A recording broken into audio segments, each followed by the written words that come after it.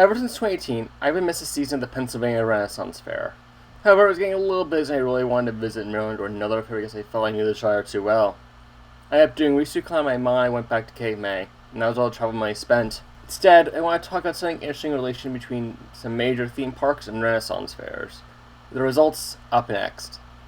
This is History and Leisure, quirky content on transit and travel. Your suggestions always welcome. Go on the apps and follow on the Substack. They're on table, as well as History and Leisure extras for copyright footage and bonus material. So, been a lot of personal stuff and being busy at work, so I was really in the mood to do anything in October, and the guys over at feeling being on the Cube got busy with the haunted music stuff, so I was like, okay, I'll just post that, and I did have some good ideas for the Substack, so if you haven't been following it, be sure to check that out. I was kind of thinking for November, originally I was thinking of doing see over with some United Parks. I usually do the Ren Fair thing in November, decided where my killed today just because I woke up this morning and really wanted to record, because I'm not in work till 1 today, which is nice, although still pretty busy. I was expecting this to be a later week, but I still only 4 hours a week, and also being a sculptor, this is not English words, this is just regular just tea. Decaffeinated, obviously. Oh yeah, speaking of the home fair, the Shire Mount Hope, the Pennsylvania Renaissance Fair, it's my relationship with Hershey Park. And I felt this was about the average standard it's when you're not stuck in fair traffic, it's around 30 minutes of prime travel gate to gate. You have to be staying at a hotel nearby and give a day for each.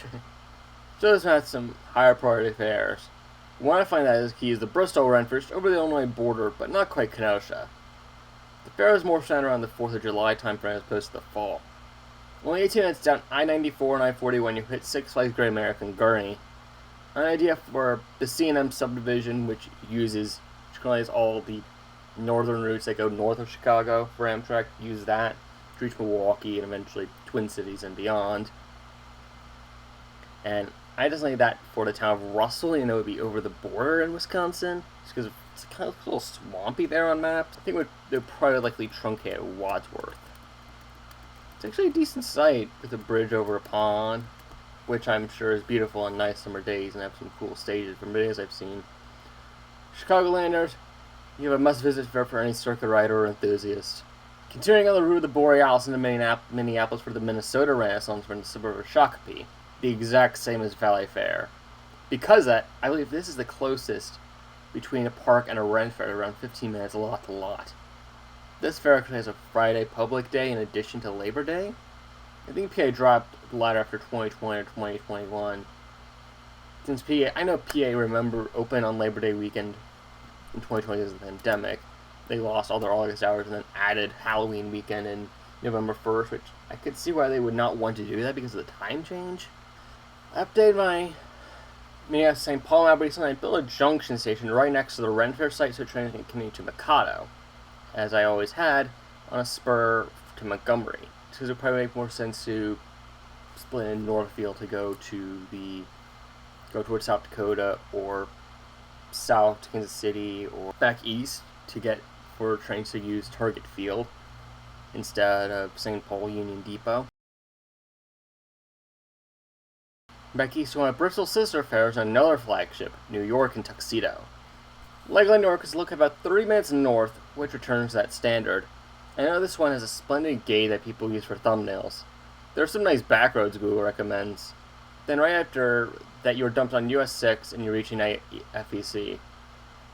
There might be some body acts on the Ren Fair circuit, but just like theme parks, they are for families too, so any suburban New York family can make a fun end of summer or fall weekend at both. Not only if there were more Port Jervis line trains and buses on US 6 serving Legoland. Bristol, New York are joined by the Renaissance Pleasure Fair in Irwindale, California, which is apparently the OG. Like the majority of fairs, they do have a temporary thing at a park or fairground site, unlike the dedicated shires. It is indirectly served by the San Bernardino lines and LA Metro's A line. You do the 4 at 92 and 185 close by, which Google points to even going to Almonte instead of the A line to reach Union Station via transit, which can easily be 2 hours. For the park, you're about equidistant to Universal and Knott's. But with LA Track, don't be surprised if it's over an hour minimum. Let's go to a big theme park state, Ohio.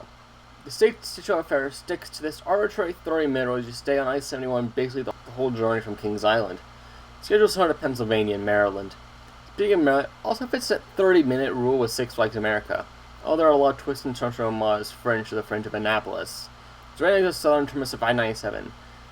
But it's not as kind as Park with the PA Turnpike, because it's like 5 miles back. Now I already sliced it from getting off at that interchange and under the interchange before that. Renaissance fairs are actually a highly American thing, but there are exceptions. In the case of Montreal, is known for the Bicoline War, kind of like Pennsic out in western PA. The Quebecois do have a fair of their own. For one weekend in May, they have one in their Olympic Park. There's actually a bus that connects the Olympic Park and the Ronde, but the metro is still faster and driving is half the fastest metro trip. Toronto's Exurbs do have fairs in similar fashion, but that would mean Marineland would probably be closer to Wonderland. So I go further. Time of year does your local fair fit? Spring, summer, like Bristol, harvest time like Pennsylvania and Maryland, or in Florida where they're all in winter. Tell me in the comments. Until next time, kindly subscribe and strike the bell. Slancha.